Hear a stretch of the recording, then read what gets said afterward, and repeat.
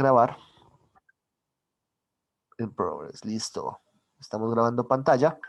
Entonces, en la anterior clase, nosotros vimos aquí esta estructura, que era la primera de las estructuras repetitivas en este orden de arriba hacia abajo, que es la estructura mientras, ¿cierto?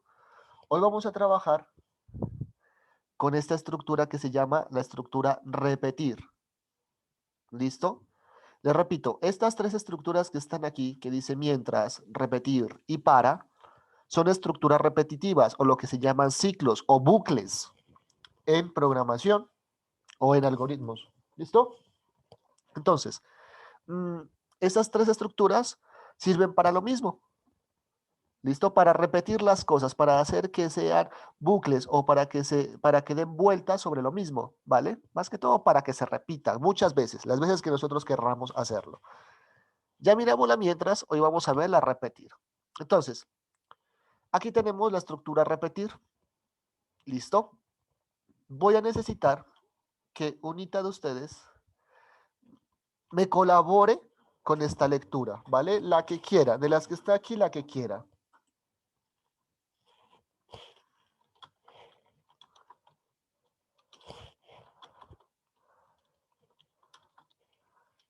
¿Quién me colabora?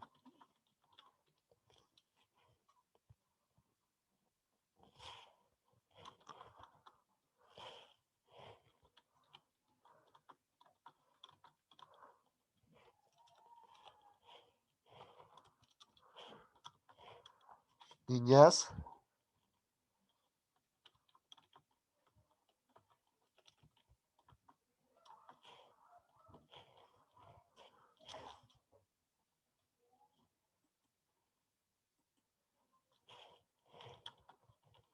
Niñas, porfa.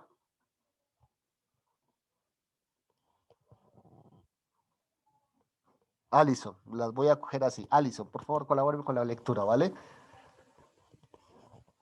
Bueno, profe. Repetir. Espérenme Ese un tipo ratico. de estructura. Mira un cuadro negro, ¿cierto? Ya se lo quito. Listo. Repetir. Este tipo de estructura algorítmica es muy similar a la estructura repetitiva mientras, siendo su principal diferencia, como se muestra en los siguientes ejemplos. El hecho que la condición lógica que determina si se continúa con la representación se encuentra al fin de la propia estructura repetitiva. Utilizando los fragmentos de DF que se muestran en las siguientes figuras, explicamos esta diferencia. Listo. Ya, Muy profe. bien. Sí, señoras. Si no quiere escuchar el perrito y no me deja hablar. Bueno. Verán lo que pasa. Lo que les dice es lo siguiente. Regáleme un segundo, que es que estoy aquí arreglando una cosita. Listo. Entonces, la estructura es muy similar. Entonces, miren, aquí tenemos dos diagramas, ¿listo? Diagramas a ver, regálenme, lo voy a hacer más pequeño, A y B. Recuerden que esto es un diagrama de flujo, ¿listo? Un diagrama de flujo es la representación del algoritmo o de la programación que estamos haciendo en figuritas. Entonces, miren, esto que dice DF es diagrama de flujo, ¿listo? Para que no nos olvidemos de pronto y vayamos entendiendo, discúlpenme, el lenguaje. El lenguaje, pues, que estamos usando en esta parte, ¿listo?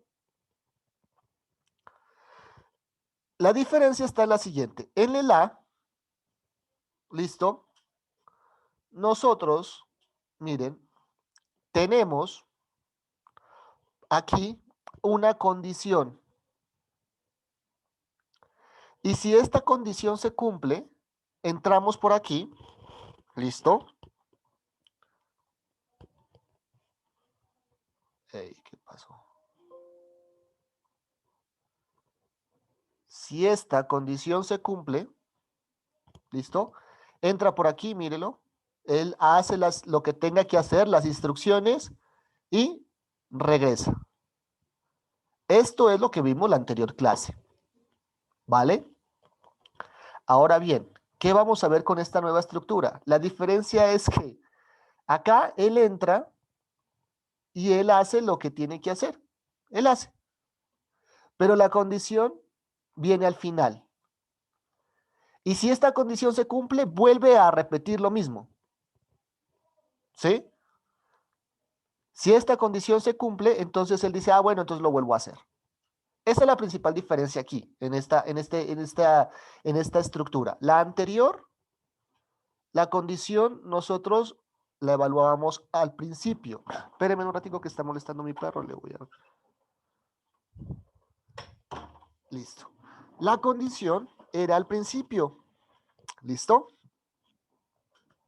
Acá la condición viene al final. Entonces van a decir, bueno, ¿y cómo hacemos entonces? Porque habíamos aprendido que para poder hacer lo que teníamos que hacer, pues lo hacíamos preguntando primero. ¿Por qué preguntamos ahora aquí? Porque es que resulta que es otra forma de pensarlo. O sea, ¿a qué voy?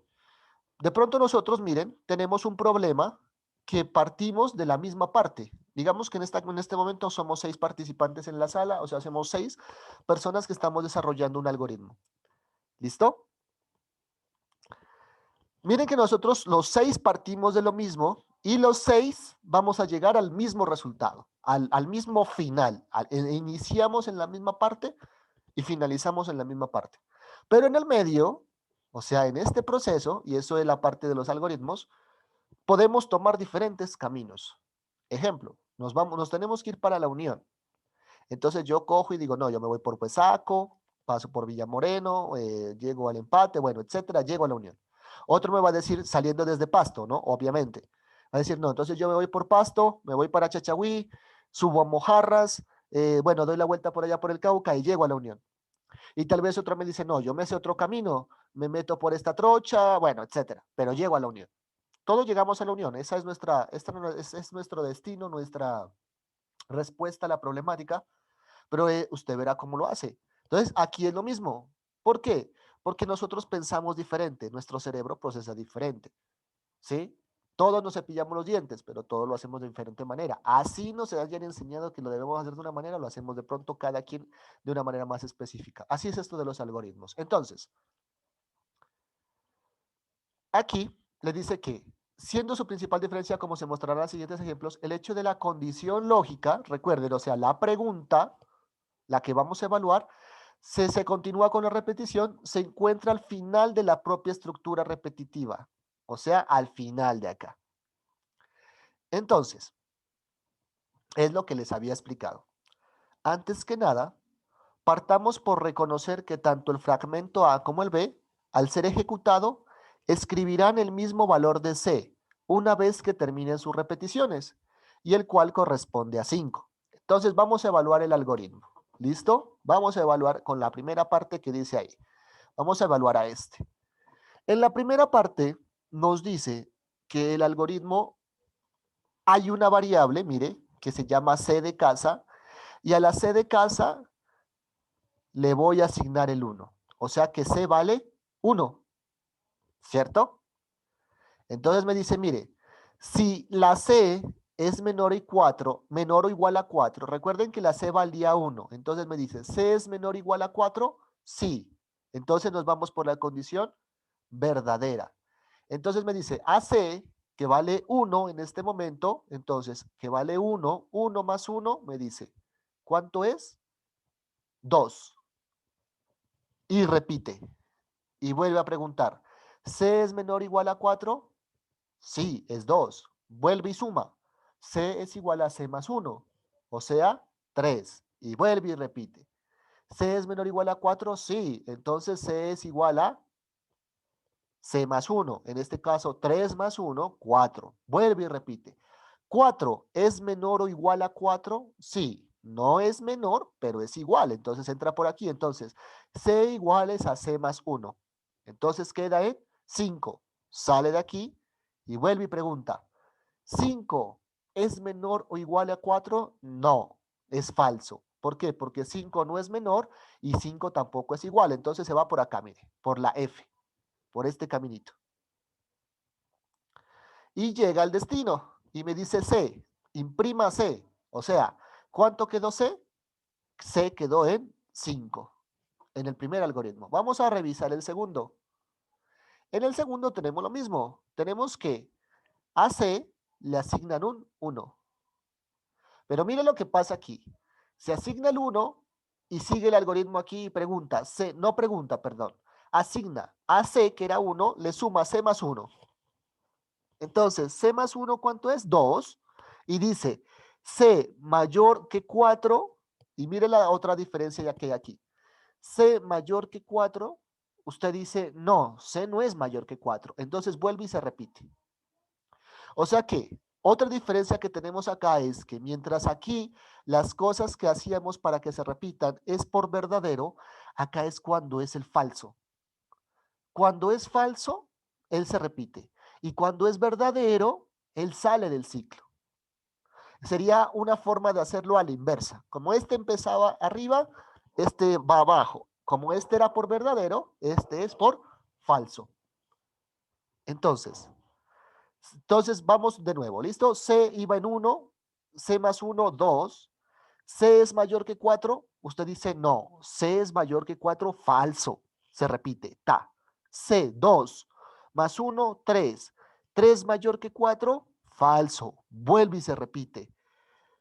Y así sucesivamente hasta que pregunta 4, 4, ¿cierto? Llegamos al 4 más 1, 5. 5 mayor que 4, usted dice sí, 5 es mayor que 4. Entonces, por verdadero sale. Ya no se repite la estructura y se imprime la letra C, que en este caso la C, como es una variable, contiene el número 5. Entonces los dos me dan el mismo resultado, solo que cambian en una cosita. ¿Listo? Entonces dice, como se observa en el fragmento B, la condición lógica para continuar o terminar las repeticiones se ubica al final de la propia repetición. Mírenlo, aquí está, de la estructura repetitiva. Con lo cual se requiere escribirla de manera diferente que para el caso de A.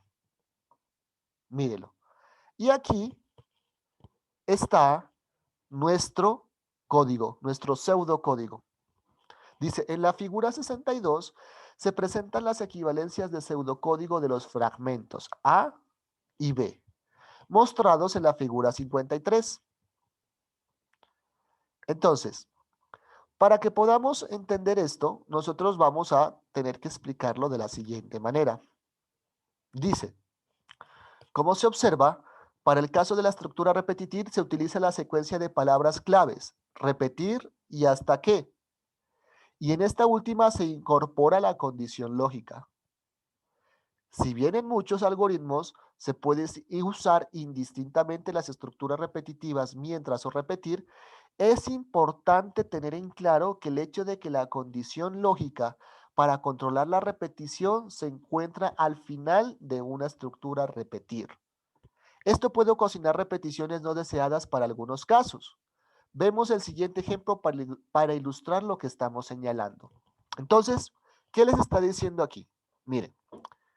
Resulta, y esto lo mencioné al principio, aquí la estructura que vamos a ver el día de hoy, el condicional, o sea, la condición que me permite repetir o no repetir eso que yo quiero hacer, está al final, mientras que en la otra estaba al principio. Entonces, como está al final, nosotros tenemos que condicionar muy bien esta parte para ver si se repite. ¿Por qué? Porque de lo contrario ya se puso esta parte aquí. O sea, él por sí o por no, él ya ejecutó la primera parte. Él solamente está esperando una señal para volver a repetir lo anterior. ¿Listo? Todo lo que está dentro de esa estructura. Entonces lo que nos dice es que nosotros tenemos que tener mucho cuidado en esta parte, porque tal vez, ¿sí? Vamos a ocasionar repeticiones no deseadas para algunos casos. Entonces, miren el siguiente ejemplo. ¿Listo?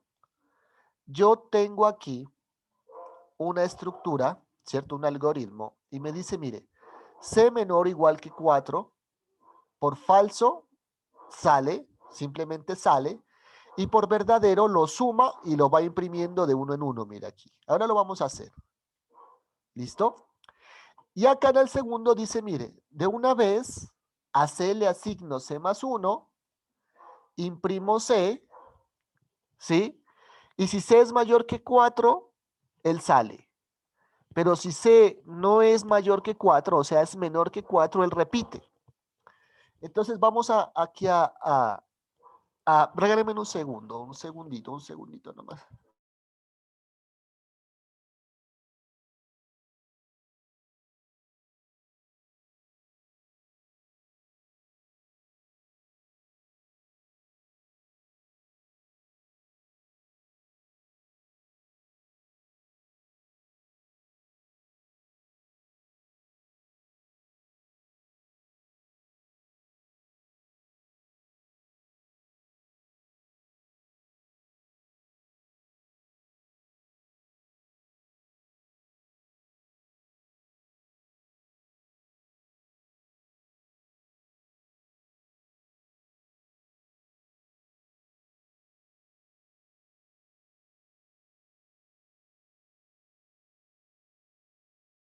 Listo.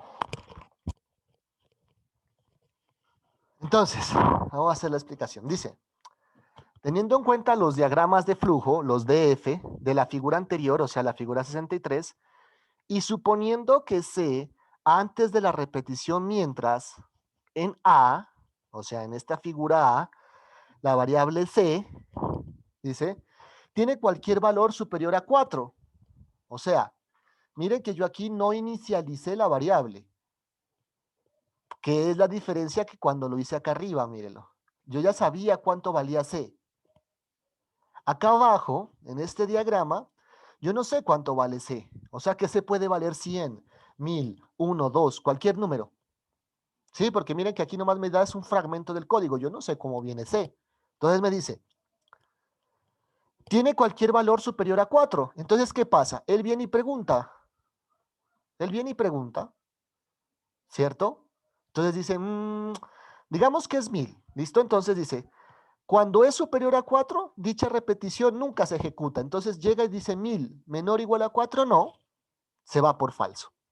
Ahora, sin embargo, si es el mismo caso para el repetir en B, esta se ejecutará por lo mínimo una vez. Por ejemplo, vamos con el mismo caso. C vale 1000. Por acá arriba C tiene el valor de 1000. Llega aquí en la primera estructura que estábamos viendo y se cumple tal cual. O sea, como no es menor que 4 o igual, él se va por el otro ladito. Pero resulta que aquí no es así. Como no pregunta al principio, entonces 1000, listo, C vale 1000 y hace la primera iteración. 1000 es igual a 1000 más 1. O sea que ahorita vale 1001. Y C queda valiendo 1001. Y ahora ya pregunta, 1001 es mayor que 4. Usted dice, es verdadero. 1001 es más grande que 4. Entonces se va por verdadero.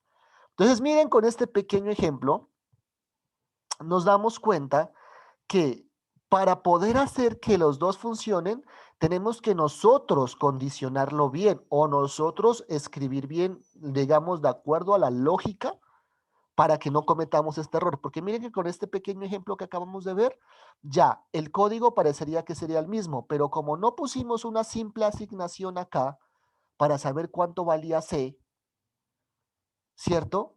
Entonces, él acá por lo mínimo ya lo sumó una vez y acá no lo ha sumado. Entonces, ahí ya depende de cómo nosotros lo vayamos planteando el ejercicio.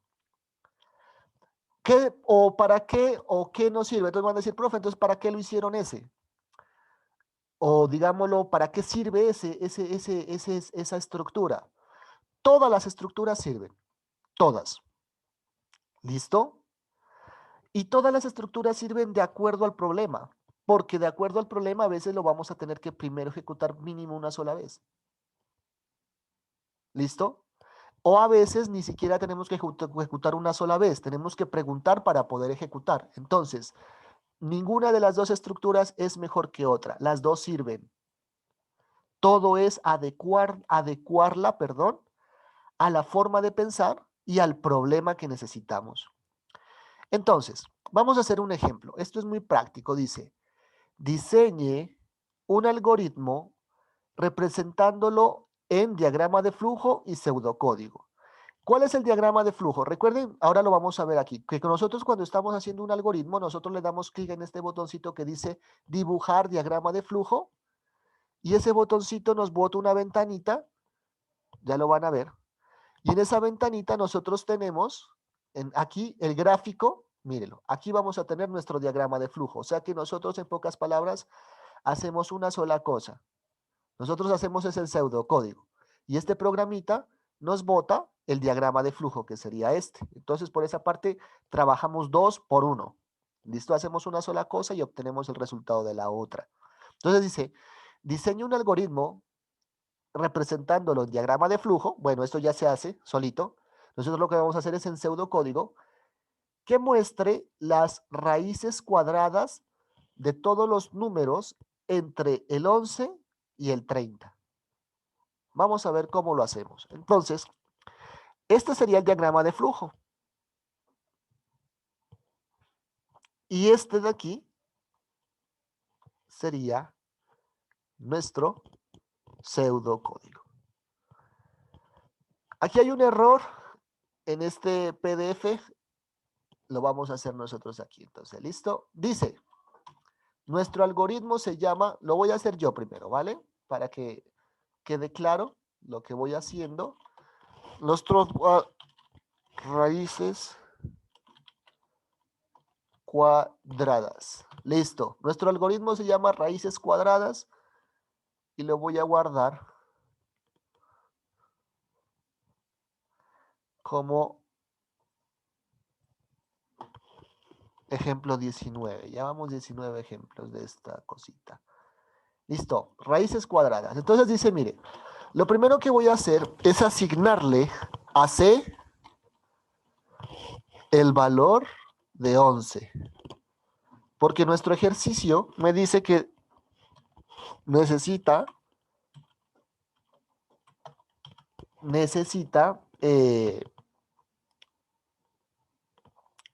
empezar en 11 y terminar en 13, en 30, perdón. Entonces, para poder asignar, primero tengo que definir, recuerde, definir la variable C, ¿listo? Como entero lo voy a definir. Digamos que esto me va a botar solo enteros, pero mejor definámoslo como real. ¿Listo? Como real. Para que me soporte los decimales, ¿vale? Y no tengamos problemas. Vamos a ver cómo nos va ahorita. Bien, ya definí C y asigné a C el primer valor, 11. Recuerde que usted también a las variables les puede asignar valores por teclado. ¿Cómo hubiera sido para asignarle el valor por teclado? Primero, pues escribimos un mensaje, ¿cierto? Escribir un mensaje que diga, por ejemplo, digite el primer número o el de dónde vamos a empezar. Y en vez de decir esto, le vamos a decir leer en C. ¿Qué haríamos con este pedazo de código? ¿O qué sería de diferente? Que no va a empezar en 11, sino que va a empezar en cualquier número que nosotros querramos. Pero entonces tendríamos que validar que el número que empezamos sea menor al número en el que terminamos y cosas por el estilo. ¿Listo? Esto ya este tipo de ejemplos ya lo hemos hecho. La anterior clase lo hicimos para lo de las notas del parcial. ¿Recuerdan que lo hicimos más dinámico? O sea, para coger cualquier nota, bueno, etcétera. Para que lo vayan cogiendo, ¿listo? ¿Cómo se hace esto? Entonces, al principio le asigno que a C, el valor de C es 11. Y voy a meter aquí un ciclo repetir ya, de una vez. Repetir lo pongo. Entonces, miren, repetir aquí no tiene nada, miren. Simplemente dice repetir y viene la secuencia de acciones. Y repetir mientras que, o sea, repítase esto, mientras que esta expresión, listo, recuerden, no se dé. Entonces, ¿cómo lo vamos a hacer? Dice, mire,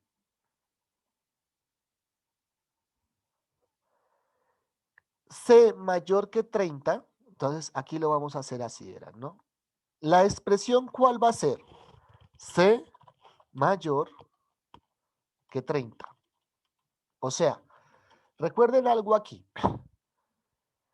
Si C es mayor que 30, o sea, es verdadero, él sale del ciclo. Aquí es la diferencia esa. Mientras que sea mayor que 30, él sale del ciclo. De lo contrario, cuando es falso, él sigue repitiendo. Esta es la idea, mírelo, esta es la idea de este algoritmo. C mayor que 30, cuando esto es verdadero, fin, sale. Pero cuando C mayor que 30 es falso, o sea, por ejemplo, 29 es mayor que 30, no, vuelve y repite. Ya lo vamos a ver ahorita. Entonces le decimos, mire, secuencia de acciones. Y le decimos, repetir. ¿Qué vamos a repetir? Vamos a repetir una palabrita que se llama RC. RC, ¿de qué? De C. Y RC es una función, ¿se acuerdan que en algún momento lo vimos en los primeros ejemplos?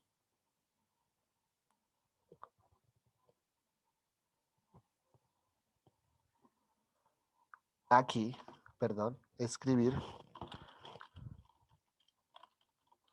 En los primeros ejemplos de que, o en la primera clase, de que, ya sé cuál es el ejemplo, espérame, aquí es un error bien, es esto, que le puse un espacio ahí. Verán, en la primera clase nosotros miramos que este PCInt ya tiene unas funciones, ¿listo? Ya tiene unos programitas chiquiticos metidos ahí, listos para que nosotros los usemos. ¿Qué significa eso? Que SRC es una función que ya está hecha, que es raíz cuadrada. O sea que cuando yo quiera hacer un algoritmo que calcule raíz cuadrada, yo antes, mucho tiempo antes, tenía que hacerlo yo, el que calcula la raíz cuadrada. Ahora sencillamente, él ya lo hace escribiendo raíz cuadrada, ¿sí? Él ya tiene la función raíz cuadrada lista. ¿Para qué? Para que yo le ponga el número al que le voy a sacar la raíz cuadrada y listo. Eso es todo. Entonces dice, escribir C, pues la raíz cuadrada de C, y vamos a asignarle a C, lo tenemos que ir incrementando, recuerde, de uno en uno, para que esto no se quede repitiendo. C más 1. Y listo. Nuestro super algoritmo quedó. Voy a quitar un espacio aquí. Voy a guardar y le voy a dar play.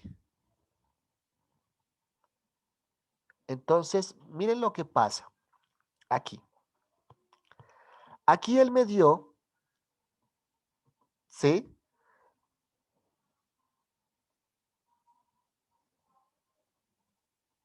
Una sola impresión, mírenlo ahí. ¿Sí? Y me puso 3.31662.47904. Entonces, este algoritmo lo que está haciendo es imprimir las raíces cuadradas entre 11 y 30. ¿Listo? Entonces, verán lo que pasa aquí. Le voy a hacer un solo cambio. Le voy a poner menor que 30. Play. Mire las raíces cuadradas ahora. Una por una. ¿Listo? Y vamos a ejecutarlo con la calculadora.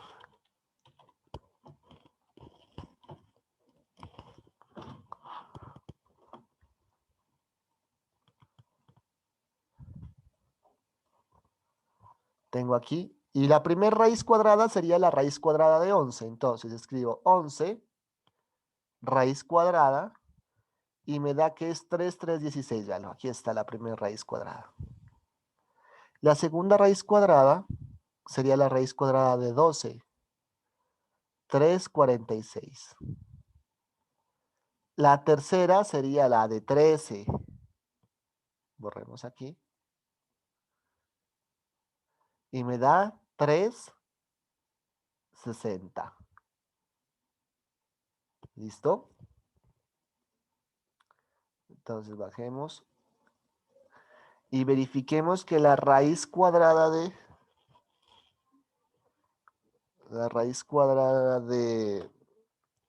regáleme un segundo que me está dando problemas aquí el mouse de este cosito de aquí.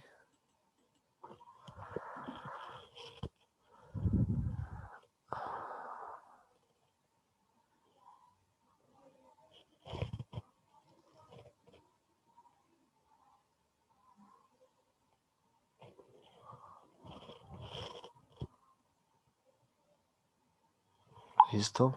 Bien. Entonces, la raíz cuadrada de 30, aquí, es 5.47. Mire que aquí nos está imprimiendo la 5.47. La que se está imprimiendo es la 5.38, o sea que esa raíz cuadrada es la de 29, 29 raíz cuadrada. Mírenla, la 5.38.51. Entonces, ¿qué pasa aquí? Primero, démonos cuenta de lo siguiente. Si nosotros seguimos el ejemplo tal cual está planteado ahí, si hasta que c mayor que 30, nos da solamente la primera raíz cuadrada. ¿Sí? La primera raíz cuadrada. Y aquí lo que nosotros estamos haciendo es que se debe repetir. ¿Cierto? Entonces, lo que está pasando aquí es lo siguiente. Vamos a hacerle aquí un paso a paso, mire. Dice, algoritmo raíces cuadradas. Y aquí dice, C vale 11. Mírelo. C vale 11. Escribir raíz cuadrada. Avanzar un paso. La escribe. Y C dice, mire. Aquí. C vale 11, ¿sí? Le voy a sumar 1. Avanzar un paso. Entonces, ¿C cuánto vale ahora? Vale 12. Entonces dice, mientras que C mayor que 30. Miren que aquí, en esta estructura, está pasando algo. C mayor que 30, ¿es verdadero o es falso? Es verdadero, ¿cierto? C mayor que 30, perdón. C mayor que 30 ¿es verdadero o es falso? Es falso, porque C no es mayor que 30, ¿cierto? C no es mayor que 30. C es menor que 30. O sea, es verdadero. Entonces viene y hace acá. Y vuelve a repetir. ¿Listo? Y le doy a avanzar un paso. Entonces, miren que es por esto que con este pequeño cambio me pasa esto. Ahora bien, la teoría decía que esto se hacía por falso y no por verdadero. Aquí viene algo y es lo siguiente. Este documento, por ejemplo, que fue el más actualizado que yo encontré, es del 2018. Mira, aquí dice, esto inclusive es de una universidad. Septiembre del 2018. Aquí hay algo que ayer yo, preparando la clase, me di cuenta y no sé realmente, regálenme un segundo, página 54. Sí, la persona que hizo esto cometió un error, listo, y era al revés, listo, pero la lógica estaba bien. O simplemente es que del 2018 al 2021 pudo haber alguna actualización y hubo ese cambio. Entonces verán, niñas, bueno, se me va a acabar la clase. La clase no, la llamada. Vamos a dejar aquí y continuamos ahorita con la explicación, ¿vale? Las espero en la siguiente llamada. No se me vayan a demorar. ¿Listo? Les repito, se me va a cerrar la llamada. Me aparece el mensaje de que se me va a cerrar la llamada. Entonces, para dejar la explicación como ambigua ahí o a medias, ahorita continuamos en la siguiente llamada. Las espero. Salgamos y volvamos a entrar.